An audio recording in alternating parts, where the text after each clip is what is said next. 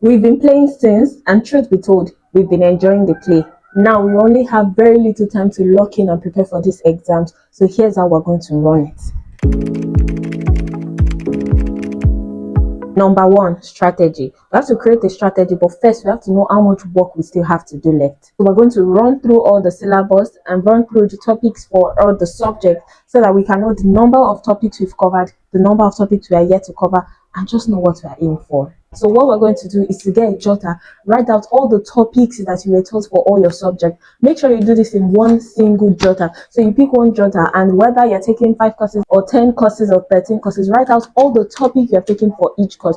So for today, let's take NLS, my usual example, as our example. So let's say for NLS, I have taken 5 topics for this semester. I am going to pick my jotter, as you can see, and write it out. NLS. Under NLS, we have taken 5 topics for this semester, and I am going to write that out.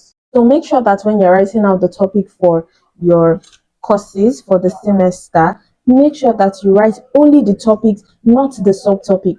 The point of this is just for us to know what we're going for. Okay, so make sure that if NLS is our subject, for instance, make sure you're writing it out like this. So all you have to do is to list out all the topics. So if it's 5 topics you have taken, just list it out. It is best to do it like this and not like this, because when you write it out with all the subtopics, you're trying to make it look voluminous in your eyes, and that's not what we're trying to do. We're trying to make it look like the topics that we have to cover are not so much for the time left, and so it is possible for us to cover. Do you get? So make sure to do it like this, just list it out like this, and not necessarily like this. Do this for all the courses that you're taking, all the subjects that you're taking.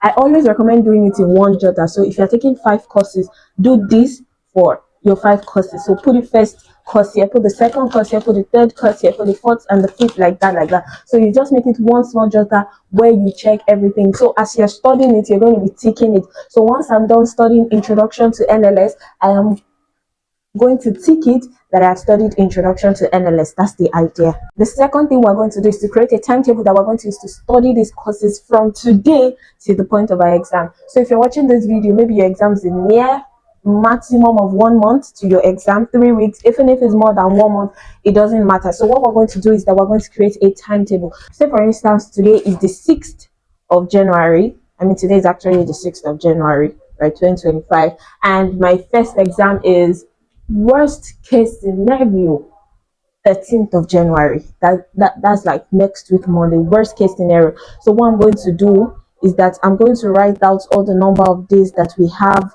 from now till my first paper. That's like this. I'm going to write out all the dates like this, and then I'm going to arrange all my courses within this period. I'm trying to make it as realistic as possible. So if you're taking like 13 courses and you have just 1 week to prepare for your exams, that's going to be very serious. But if you're taking like, let's just say I'm taking like 5 courses now, and my exams is starting 13th of January, I'm going to divide it based on how difficult I find the course, how voluminous the course is, or how ready I am for the exam, right? So I'm going to divide it. NLS is going to be on Monday, then the next day I'm just going to give the subject any number, BSc.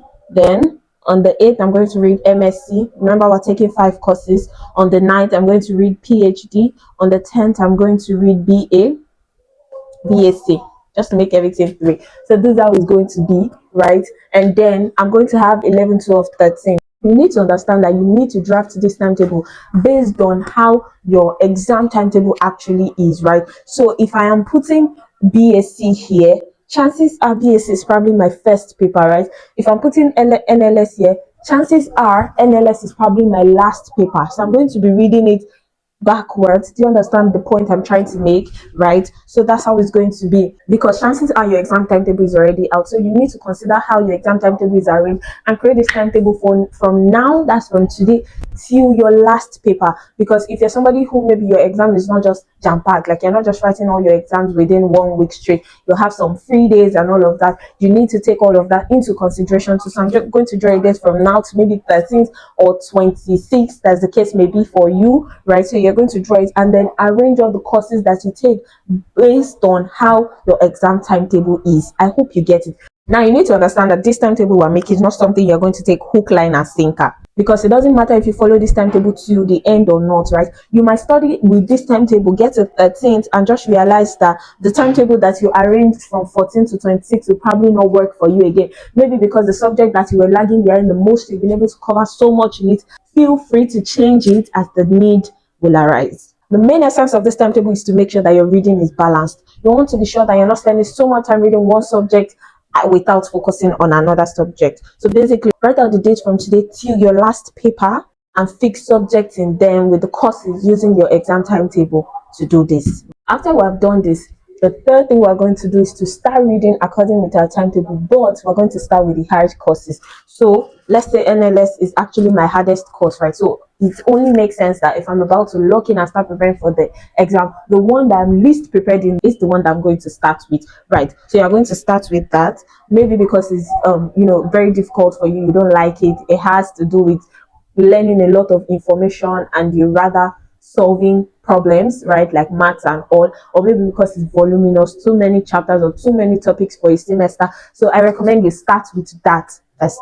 Then after we're done dealing with all the topics that they're voluminous or they're hard or all of that, we now start moving gradually to the ones that are very easy, or even if they're not so easy, you've read them in the course of the semester, it's not new to you, or just a few topics that you're yet to cover. So we're going to move downwards, just like the arrow that I drew here. We're going to start from the toughest to the easiest, bearing in mind the way the exam timetable is arranged. I hope you are getting it. Even if there appears to be any course that it's been a very long time since you read it and it feels like, oh, you don't remember anything in it, don't worry. Start with the ones that you've never read at all, because I promise you it's always easier to reread a topic that you've read before, even if you can't remember it again, than reading a topic from the beginning that you've never read before. So you want to make sure that you're on the best side. So as we're reading the ones that are novel to us, progressively we get into the ones that we are rereading. Our fourth strategy is absence.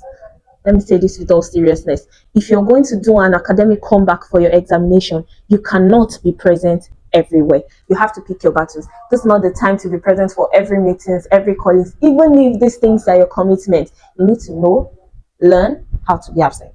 You cannot be everywhere attending meetings like people who are not in any academic danger. Because the truth is we have limited time. So we have to take advantage of every little opportunity. Every little time that we get, we have to take advantage of them like mad. We're going to have little distance from our commitments. And this includes your phone. Our fifth strategy is to read in places where people won't normally find us. Places where you know that you cannot get distracted by your friends because they probably not find you there, or places where you don't know anybody, or places where there's not so much distraction, not so much noise. It doesn't have to be library, it can just be a place. Just read somewhere that you don't normally go to, somewhere that you can associate with the seriousness that comes with the exam period. You need to find somewhere like that and stick to it. For some people, it's a classroom that is not theirs. For some people, it's the library. For some people, it's the library, but a part of the library they don't normally study in. I also recommend you going there without your phone if you don't have that kind of self-control. It's okay to go with your laptop or your tablet or textbooks, or print out the notes. Print out the notes if that's the best that can keep you away from your phone. If the note is on your phone, print it out, wear a wristwatch so you can be time conscious without your phone. Except if you're studying at night, please take your phone, right? Except if you have two phones, so you're going to drop the big one that you use for social media and take the small. Just find a way to make sure that the least of your problem during exam period is distraction. I have a video on how to study without being distracted. This is it, so make sure to check out the video after you're done watching this one. Our strategy number 6 is P square. That is what? Past papers. Past questions are going to be your besties in this situation. Why? Because you're trying to do an academic comeback that in actual sense is almost unrealistic. So you need to make sure that as you're studying, you're checking past questions. When you want to study a topic, pick out all the past questions and go through them. This topic, does it always come out in past questions? If you see that the topic always comes out in every past question, then you know that you're supposed to what? Study it very well. And then when you're studying it with the mind of, if it comes out, how are you going to answer it? Can you answer it with the proper structure? Can you answer it in the proper manner? Because another thing that we don't know, I don't know, but I'm sure about law questions, especially theory questions, like when you're studying, you also need to arrange the way you're going to answer it in your mind. So it's not just enough to know the definition, the type, the classes of this. You need to know that if they ask the question this way, this is how I'm going to start, then enter this, then enter that. So you need to know the structure that you're going to use to answer the question.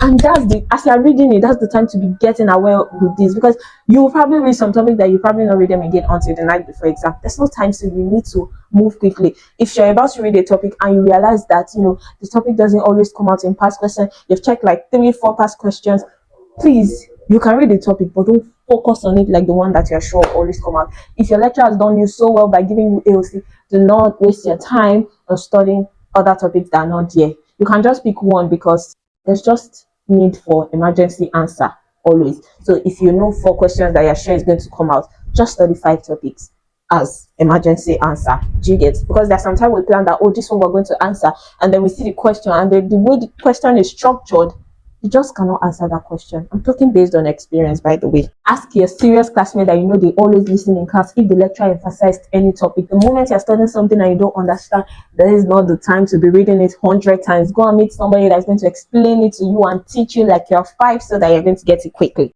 After you must have followed this timetable pattern for maybe first week or first 2 weeks, the next thing you want to do is to edit the timetable. Go through all your courses and check how far you have covered it. Maybe by the first week or first 1.5 weeks or first 2 weeks, if this is the way I arrange the timetable for the third week, I'm like, okay, this is not feasible again. I'm done with MSc, so I just roll out MSc and maybe put NLS here again, because I still need to read NLS 2 times. Do you get what I'm trying to say? Feel free to edit the timetable as the need will arise. After we're done covering the hard topic, the voluminous ones, we're done studying them with past questions, we're done studying them and structuring them the way we're going to answer them if it comes out with exam. We're done talking to the people that are the smart ones in the class, that are always attentive and they know the one that the lecturer is going to ask or not, or the one that they suspect that is going to come out or not. The next thing we're going to do now is to reread the ones that we have read before. We've studied them before, maybe we've not studied them before, but they are very easy and we can just cover them in one sitting. Now is the time to pick those courses and start studying them. Now at this point, exam is getting closer. You want to meet the serious students in your class, have chit chat with them. How far are they covered? Did they study this? How did they study this? You want to make sure that you're not missing, you're not left behind, or you're not just discovering something the morning of the exam or something like that, right? It is still late, but it is better than discovering it like the day of the exam.